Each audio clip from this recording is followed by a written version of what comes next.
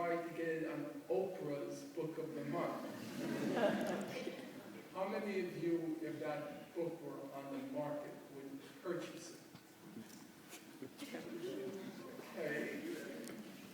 I can see a few royalties coming in. But of course, Mr. Gandhi also had a lot to say about politics. And I found what he had to say quite useful for the purposes of the question I put today, namely, what should be our goal?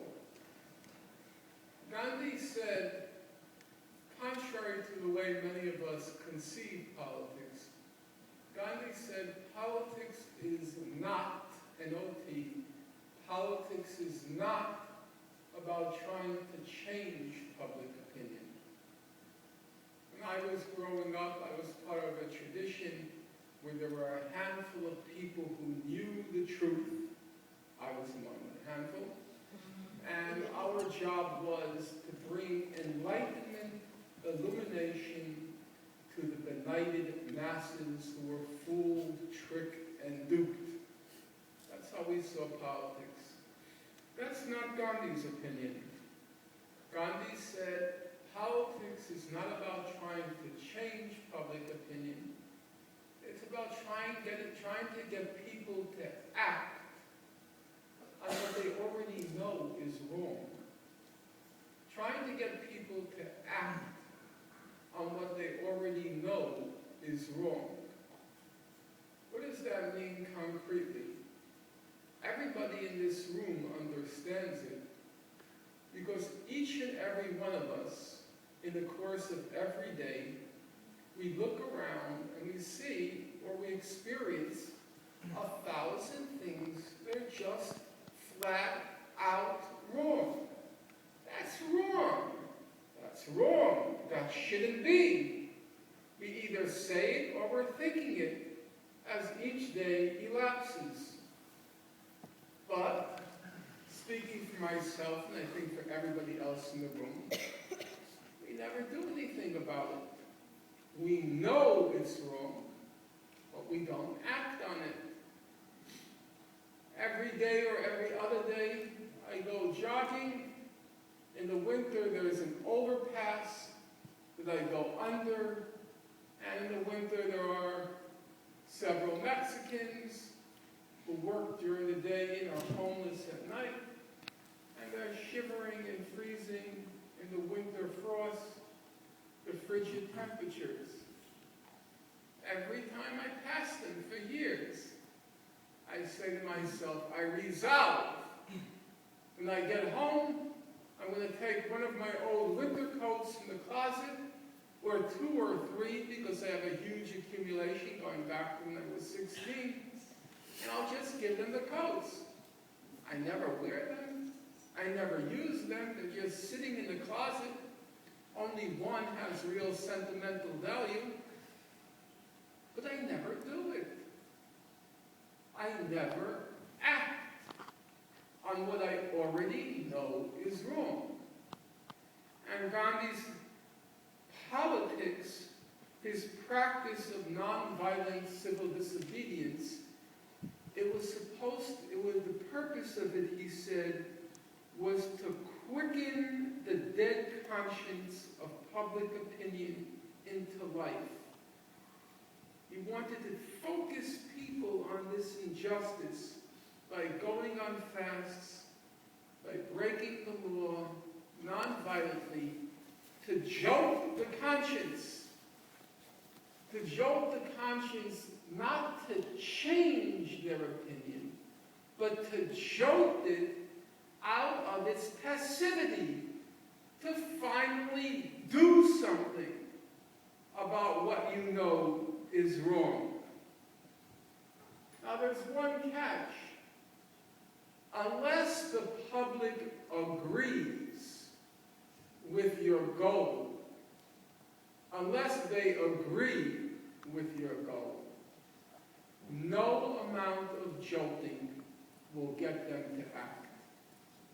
What does that mean? A simple example. You take the United States, on the question of abortion, it's pretty much down the middle. About 1/2 of Americans describe themselves as pro-choice. About 1/2 describe themselves as pro-life. So if I were to ask this audience, speaking honestly and candidly, what percentage of you are pro-choice? Raise your hand. Pro-choice. And if I were to ask what percentage of you are pro-life, raise your hand.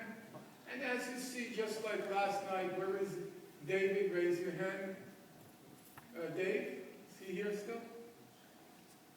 Okay. Well, the same thing last night. It's half and half. So, let's hypothetically take the case. Let's say everybody who was pro-life, everyone who was pro-life, they descend on all the abortion clinics in the country, and they say, we're going to go on a fast unto the death unless the abortion clinic is shut down. How would the pro-choice people react?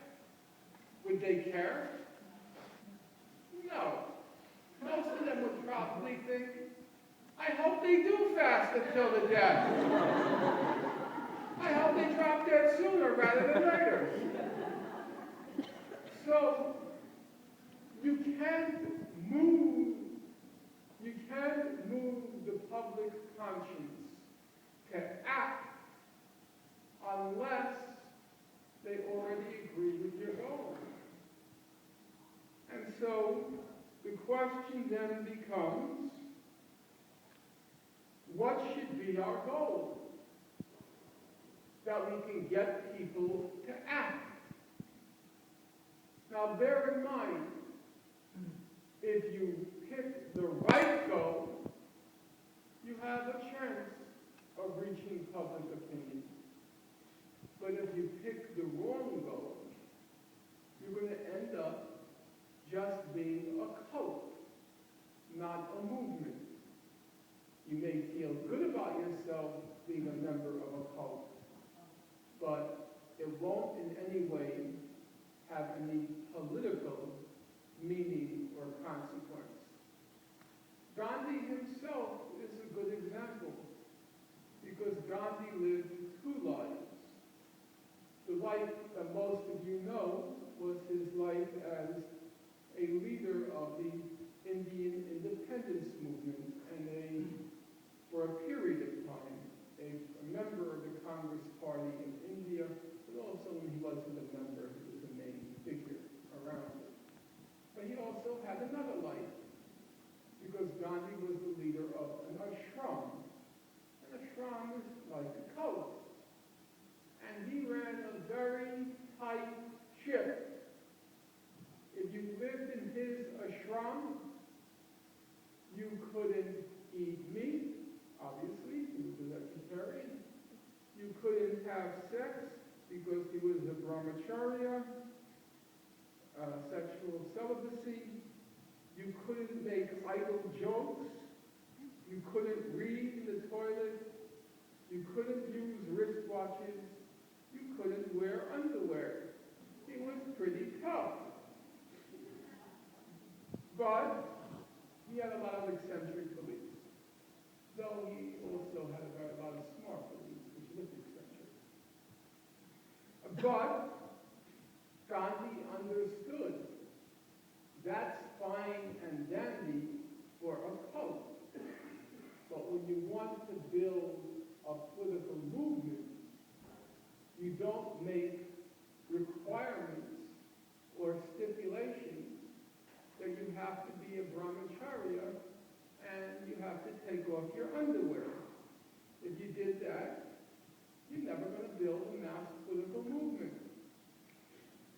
So, with that in mind, what should be our goal? And here it seems to me the goal is completely uncontroversial, completely unambiguous. Once you start